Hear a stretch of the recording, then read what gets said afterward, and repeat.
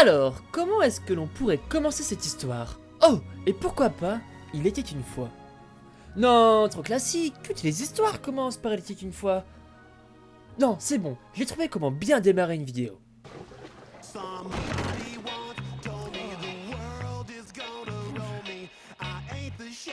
Non, non, non, non, non, après mes réflexions, c'est pas forcément top, et puis c'est beaucoup trop connu. Non, on va trouver autre chose. Oh non, non, non, non, le livre qui s'ouvre, ça a été beaucoup trop utilisé. Referme le livre, referme-moi ce livre. Mais en fait, pour démarrer une vidéo, et si j'avais tout simplement utilisé ceci?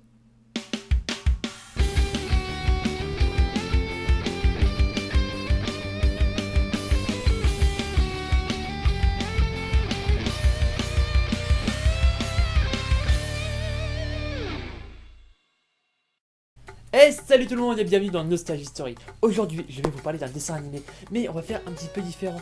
Parce que oui, aujourd'hui, j'ai envie de vous parler d'un film d'animation. Et bien sûr, qui dit nostalgie, enfance et film d'animation, veut forcément dire Disney. Et je peux vous dire que malgré tout, il y en a beaucoup. Mais parmi tout cela, il y en a un qui m'a plus marqué étant petit. Attention, aujourd'hui dans Nostalgie Story, voici...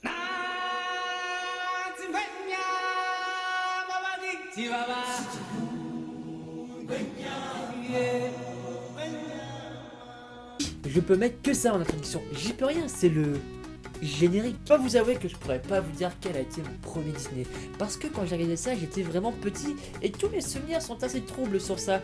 Mais je pense que le Roi Lion devait faire partie de ses premiers, avec bien sûr Aladdin. Non, pas celui-là, non. Et comme je pense que tout le monde a vu ce film, je vais pouvoir vous le raconter et vous le spoiler en toute impunité. Tout commence dans la savane africaine. Tous les animaux de la terre des lions se sont réunis pour célébrer la naissance du prince Simba, fils du roi Mufasa et de la reine Sarabi. Tous, sauf Scar, frère cadet de Mufasa, pour qui la naissance de cet héritier anéantit tous ses espoirs d'accéder un jour au pouvoir. Forcément, hein. L'oncle qui est jaloux du fils, qui est avide de pouvoir, qui est perfide, qui a envie de conquête. Non, je pense que Disney adore ce genre de scénario ou ce genre de choses parce que c'est vrai qu'il y en a beaucoup. Simba est le jeune et intrépide prince du royaume avec son ami Nala. Il rêve déjà d'être roi et n'écoute guère les recommandations de son père. Ainsi poussé par la perfidie de son oncle Scar, Simba désobéit et va mettre en danger à plusieurs reprises son entourage. Cependant, Mufasa, le père de Simba, décède alors qu'il essaie de sauver son fils d'un troupeau affolé.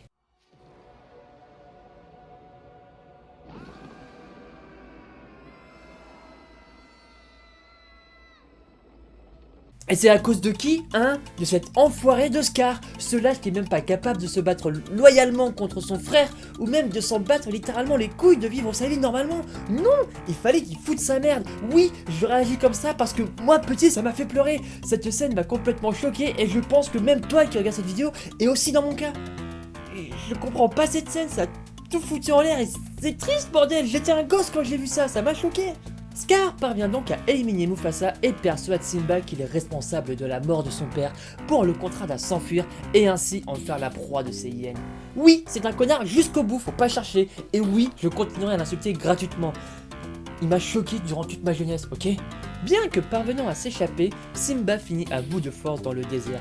Il est secouru par Timon, le suricate, et Pumba, le phacochère, avec lesquels il va se reconstruire et grandir en se nourrissant de larves et en suivant une nouvelle philosophie de vie. Hakuna Matata! Quelle chance fantastique! Hakuna Matata! Na na na na na.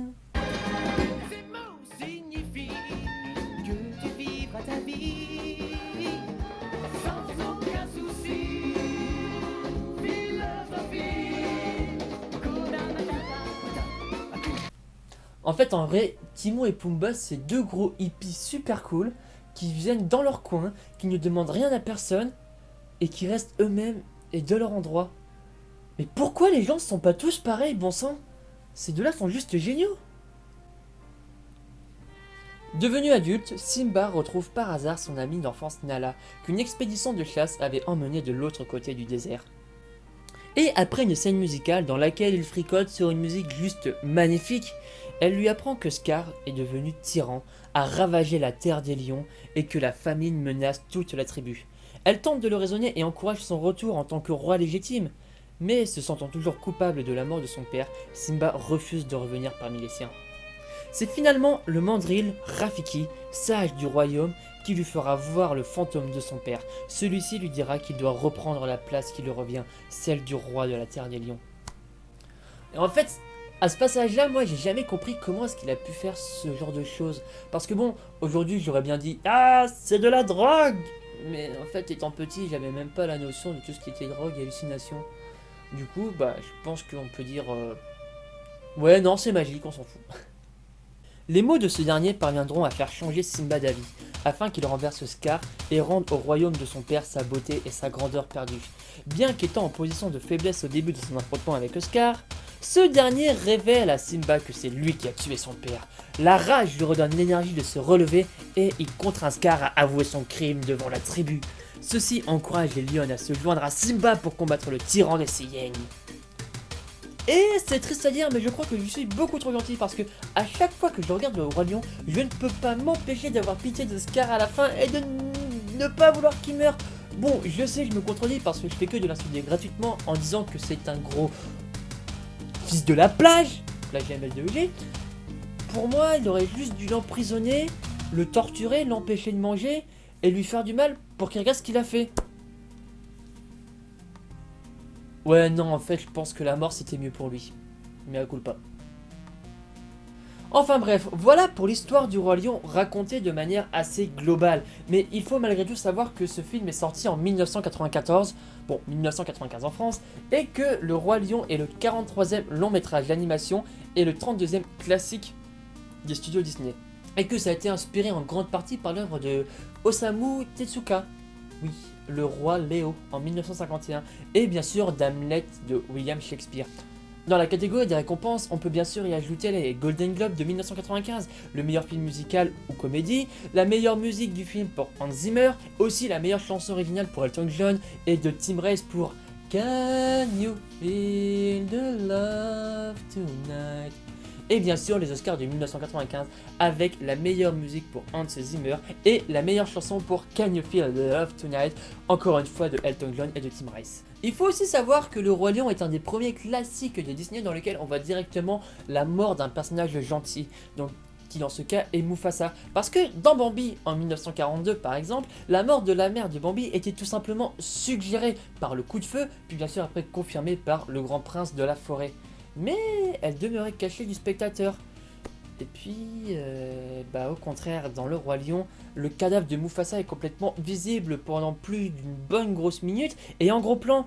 Et puis, même, Simba, il se blottit contre lui en pensant que Mufasa est juste endormi. Il est confronté à la mort de son père et essaie même de s'endormir à peu près contre lui pour qu'il ne croie que c'était juste un simple cauchemar. Cette scène était un petit peu... comment expliquer était un petit peu troublante. C'était bien la première fois qu'on voyait que ce personnage mourait.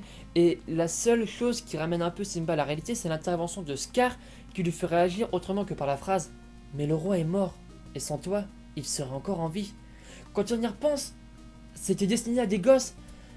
Et... je sais pas si cette scène est bien. Quoique, remarque, ça commençait plus ou moins à confronter l'enfant à tout ce qui est la vie en elle-même et la notion de mort. Mais dans un Disney, c'est vrai que c'est un petit peu choquant. Quoique non, c'est même commun malheureusement.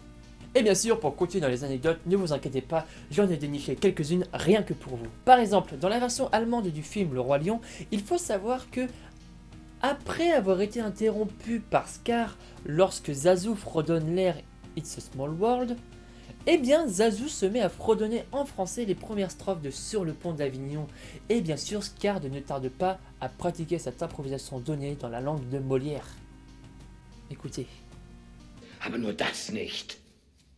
Sur le pont d'Avignon, on y danse, sur le pont d'Avignon, on y danse tout en rond. Sur le pont d'Avignon, on y danse, so was hätte Mufasa nie von mir verlangt. Was?